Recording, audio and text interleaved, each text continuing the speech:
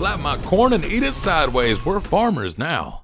Now, I have seen some trash in my time. I have been the trash in my time. And let me tell you, the thing that people struggle with when they go, hey, Frost, how can I not suck at this game? Look at me. Look, I'm doing the things. I'm killing everybody. I'm killing them all good.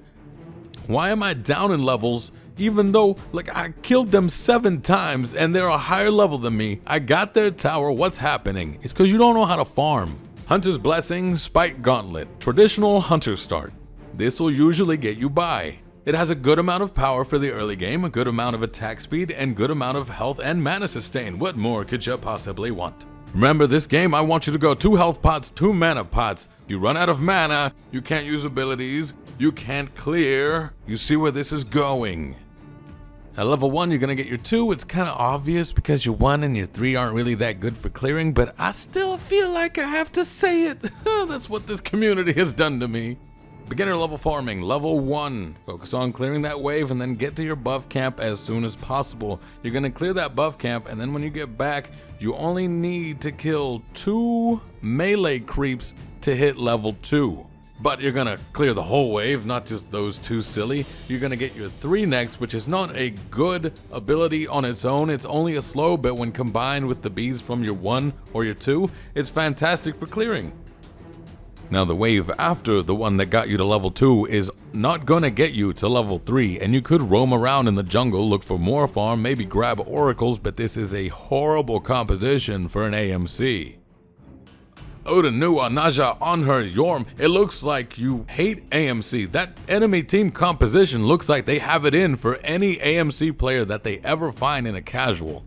I could go and do the red buff camp, but my mid and jungler are probably gonna go do that, and I don't feel like hearing the whining, oh my god, you're 3-splitting a camp. If you don't know when you're over-splitting a camp, don't worry, your teammates will definitely let you know. Now, if you didn't have wave pressure before, you're gonna start getting some of that back on this next wave when you combine your 2 and your 3, makes for an amazing level 2 clear. Quick matchup tip, AMC into on her. You don't want to walk forward too much because he can then just put a pillar and impale you into it behind you.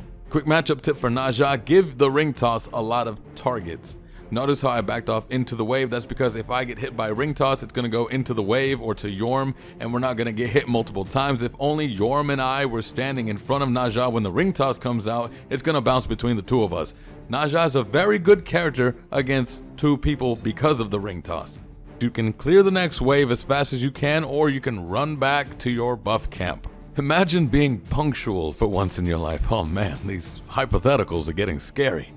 The 2 minutes is constant. That's not going to change. What is going to change is how fast you go to collect that buff camp, because as soon as that last minion is down, it's going to start its 2-minute timer.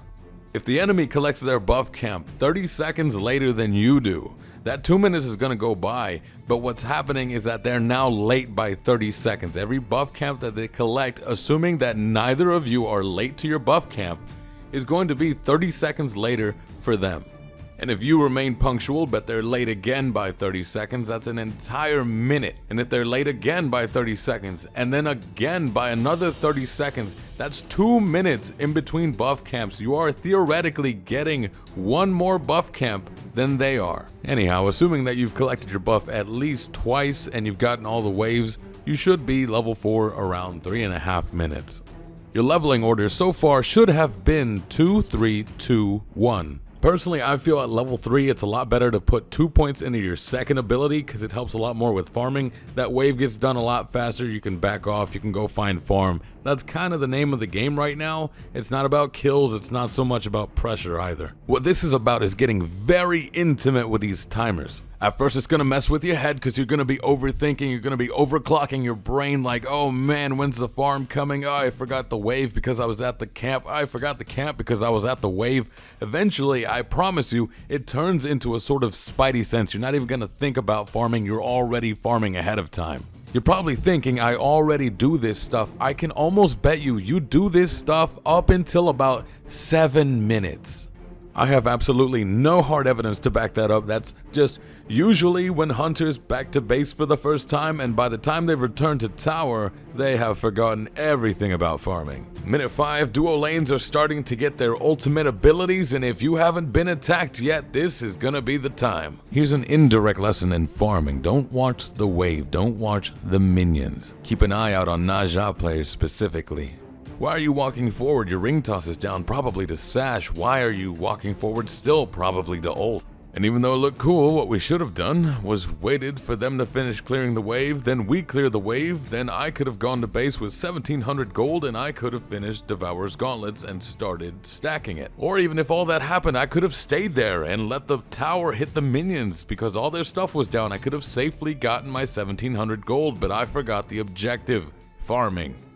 Watching this back, I'm amazed I ever got to Masters. Fortunately for us, finishing a full pair of booties is not the worst thing that could happen. It is a viable option. It keeps you safe with that extra movement speed, and we are specifically going Ninja Tabby because in a traditional hunter build, we're going to have keen size, chin size. We're planning ahead of time. And the way that item works is it does percentage health damage every time you hit a character, so you want to get more hits in, so you need attack speed for that, so Ninja Tabby. Oh, and when you're at base, grab a ward, grab a mana potion. Wards are great for vision. Mana potion is great in a traditional hunter build just because you don't have a lot of built-in mana sustain. I didn't in this video because I was experimenting with different things, but you should.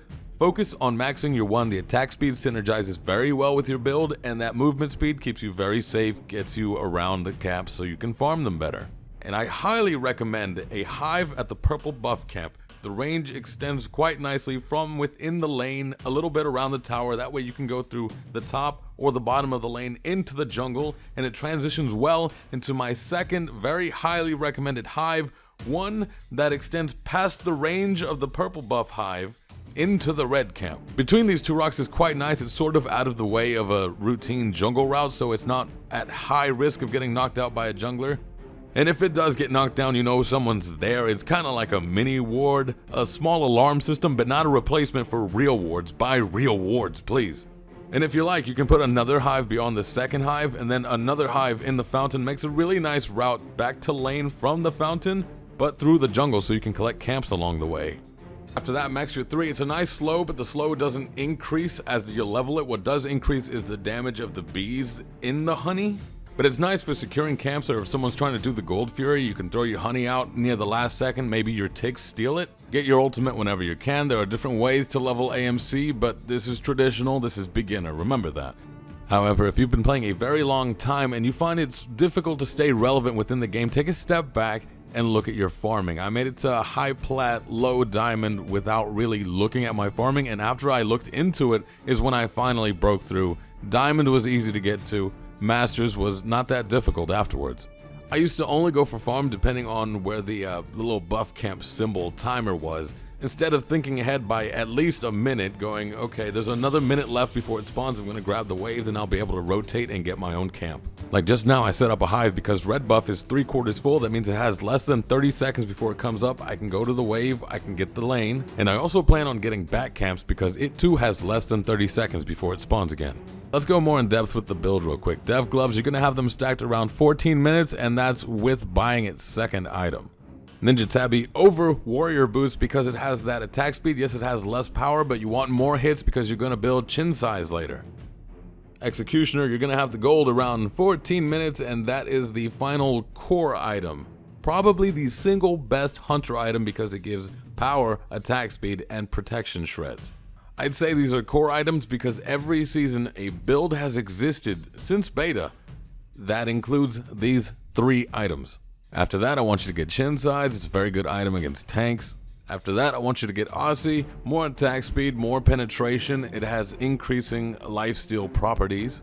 Then I want you to top it all off with an oboe. Yes, if you're standing in your hives, you're going to be overcapped on attack speed that can only go to 2.5, but let's not pretend like you're going to have a hive up all the time. It's not the best build for AMC and not even for all the hunters right now, but AMC has different builds to begin with. That makes them a little more complex. We're going to talk about that at the intermediate level. This is just going to get you started. At the very least, it's better than the trash you're going to get on the recommended tab. To prove this farming point, I've played a few games where all I did was farm. And even if my team was behind, I was always on par with the enemy hunter, if not a level ahead of them. And by 21 minutes, just from getting my camps, from getting my waves, I was the first one on both teams to get to level 20. I was 2 levels ahead of the highest level on the enemy team, and 3 levels ahead of the highest level on my team. I personally only picked up 1 kill and 2 assists by the time I got to level 20 and an Oni Fury. We were also down by a tier 2 tower. Now here is a very harsh truth for you. Not to brag, but I'm an above average player, I'd say. So I don't get a lot thrown my way. I don't get a lot of spam in the chat. I don't get a lot of pings. I don't get a lot of "you rock, cancel that." But in these games where I changed my sensitivity and played as a player who was focusing on learning, I did get flamed a lot more. You're not supposed to sit around and farm for 20 minutes. You're farming for laning phase. That's around up until the 10 minutes. 12 minutes, 14 minutes, you're starting to look for towers, you're starting to look for pyro, you're starting to look for fire giant. A lot of hunters who get ahead start to do this thing where they look for fights, they look for objectives, they forget about minion waves, they forget about camps, and then the game flips on them and your team is going, why is our hunter not level 20? It's almost 40 minutes into the game. Don't feel so bad. They're not good players. If they did, they would understand the need for an AMC to farm into the late game and the need to constantly protect him because he just doesn't have any peel for himself. And think of it this way, some of these players have been playing for years and they've just not gotten any better. You're going to get better, your elo's going to get higher, you're never going to get matched with them again.